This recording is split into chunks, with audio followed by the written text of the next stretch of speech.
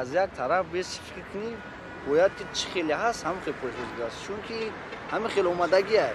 اگر برای را تغییر دادن اول باید نامی باید تغییر بدی برای تغییر دادن نه که با شویر میگه عصری نو است ترک خیالی کوانت اگر امکانیت باشه با یگم طریق دیگه خلقتی همینی با هفسین او حساب با 20 شین و 20 سین بسیارتر شود چون که ترقیات پیش رفته است اصل تکنیک میگیم فقط در روی شما خورشو را میبینیم چون هفشین در مثال کنیم یکم نمودی تکنیک نمونیم هفشین در چون اصل تکنیک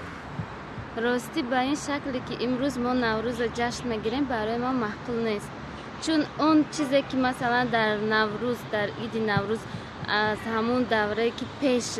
چیزی چورا مثلا نشانهای نوروز گفته میبرن فقط تنها برای یک روز میبرن این چی معنی داره من یگون چیز نمیفهمم باید نوروز به اون طرز جشن گرفته شود که یگون نوگانی باشد معقول است که وادار میکنه خلق که من نوروز اومد بهار اومد و کشتکار تیار شد از صبح هوای ما با خرسندی جشن میکنیم با یک زیبایی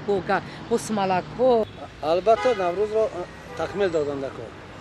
تکمیل دادن در کار به خاطر آوردن در کار از گذشتگان از نوروز در عهد جمشید که آنها در همین نوروز کدام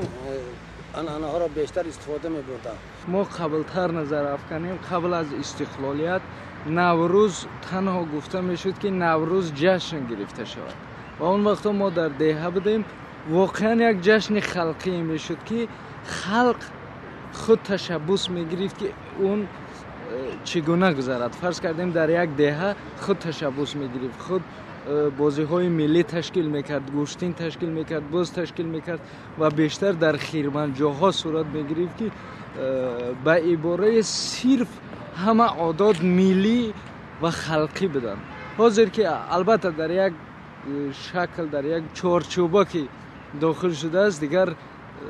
ساخته بدن همین کار یعنی آشکار بشه تجلیل نمودن همین جشن نوروز از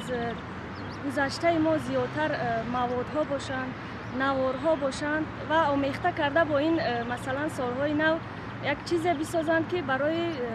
مردم برای نسل جوان یک درس باشد